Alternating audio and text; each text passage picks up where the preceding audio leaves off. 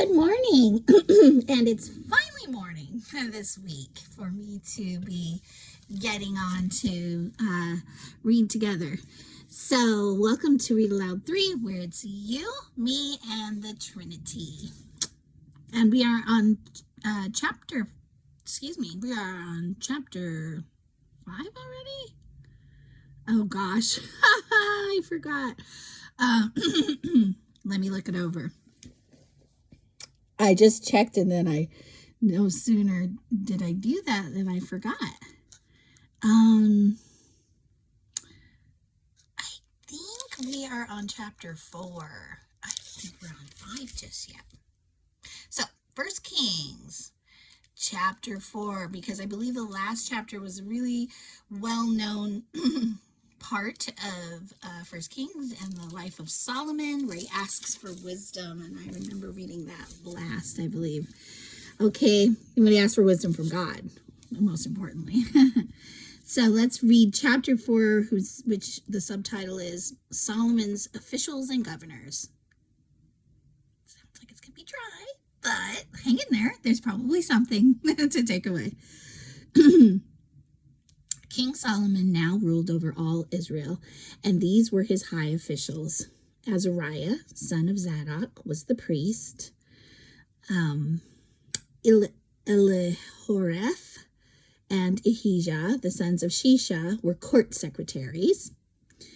It's kind of neat to, to be recorded in the annals, as they say, of history, with like what you did, right? Like what your position was. It makes it feel very important what we end up making our career. It was a long time career. Nowadays, and for me, we changed them quite a lot, I know I've been doing back and forth between two types of work myself, but really trying to determine if, I kind of was trying to pursue after one particular career and never quite making it there, and then realizing maybe it's more of a ministry and I'll keep it in that realm and strive for that. And just interesting. I have some videos on work on my other channel, Strange Me Enough, if you ever want to go and peruse over there. And if that's a topic that you're interested in, I did talk about that on a few of those videos. Okay, here we go. Jehoshaphat, son of Ahilud, was the royal historian. Benaiah, son of Jehoiada, was commander of the army. Zadok and Abiathar were priests. Azariah, son of Nathan, was in charge of the district governors. Zabud, son of Nathan, a priest, was a trusted advisor to the king. Ahiashar was manager of the palace property. Adinoram, son of Abda, was in charge of the labor force. Solomon also had 12 district governors who were over all Israel. They were responsible for providing food for the king's household. Each of them arranged provisions for 1 month of the year. These are the names of the 12 governors. Ben-Hur. Ben-Hur? Just remember the movie. My niece was actually, she sang the score, or the theme song for that movie that came out in the theaters, and that was really cool. I really like that song too. Ben-Hur in the hill country of Ephraim. Ben-Decker in Makaz, Shalbim, Beth Shemesh, and Elon Bethanan. Ben-Hesed in Araboth, including Sokol and all the land of Hefer. Ben-Abinadab and all Naphathdor. Naphathdor. It has a excuse me. It has a reference. But when it comes to names, I don't tend to want to go there when I'm reading along with you. But I was just curious because it was kind of interesting name. So it's in verse 11. So it just says Nathador, a variant spelling of Nathathdor. There's a different vowel in there. Okay. And then in parentheses, it says he was married to Tephath, one of Solomon's daughters. That's an interesting tidbit. Bana, son of Ehilud in Tanakh, and Megiddo, all of Bethshan near Zarethan, below Jezreel, and all the territory from Bethshan to Abel Mehelah, and over to Jokmeam. Ben Geber in Ramoth Gilead, including the towns of Jer, named for Jer of the tribe of Manasseh in Gilead, and in the Argob region of Bashan, including 60 large fortified towns with bronze bars on their gates. Ahinadab, son of Edo in Mahanaim, Ahimaaz in Naphtali, he was married to Basemath, another of Solomon's daughters. There's also in parentheses. Bana, son of Hushai in Asher and in Aloth. Jehoshaphat, son of Paruah in Issachar. Shimei, son of Elah in Benjamin. Geber, son of Uri in the land of Gilead, including the territories of King Sihon of the Amorites and King Og of Bashan. There was also one governor over the land of Judah. And here's the next subtitle: Solomon's prosperity and wisdom. The people of Judah and Israel were as numerous as the sand on the seashore. That sounds familiar, and a promise from God. They were very contented with plenty to eat and drink. Nice. Solomon ruled over all the kingdoms from the Euphrates River in the north to the land of the Philistines in the border of Egypt in the south. The conquered peoples of those lands sent tribute money to Solomon and continued to serve him throughout his lifetime. The daily food requirements for Solomon's, I think this is interesting. There's a reference there when it says it continued to serve him throughout his lifetime to Psalm 72, 10 through 11. I'm kind of curious. There was a song written about it. There's a song about it. Want to hear it? It says, or that was from an old show. I wrote a song about it. Want to hear it? Here it goes. So, Psalm 72 and 10 to 11, right? Yeah.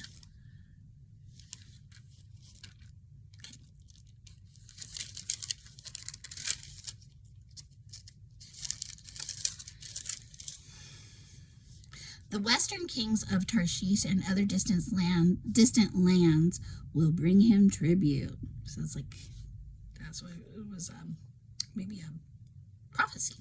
The eastern kings of Sheba and Seba will bring him gifts.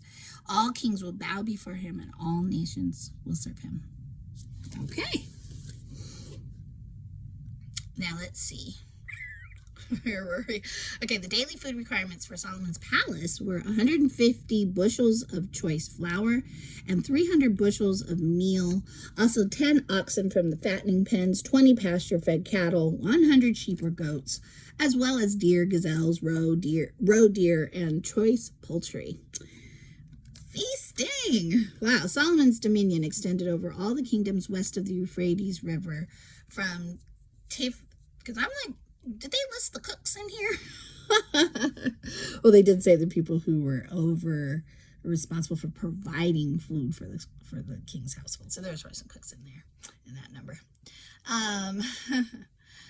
Solomon's dominion extended over all the kingdoms west of the Euphrates River from Tifsah of Gaza, and there was peace on all his borders. During the lifetime of Solomon, all of Judah and Israel lived in peace and safety. And from Dan in the north to Beersheba in the south, each family had its own home and garden. Solomon had 4,000 stalls for his chariot horses, and he had 12,000 horses. The district governors faithfully provided food for King Solomon and his court. Each made sure nothing was lacking during the month assigned to him. They also brought the necessary barley and straw for the royal horses in the stables. So got down to the detail here. God gave Solomon very great wisdom and understanding and knowledge as vast as the sands of the seashore. In fact, his wisdom exceeded that of all the wise men of the East and the wise men of Egypt. He was wiser than anyone else, including Ethan, the Ezrahite, and the sons of Mahol, Heman, Calcol, and Darda. His fame spread throughout all the surrounding nations. He composed some 3,000 proverbs. We have some of them.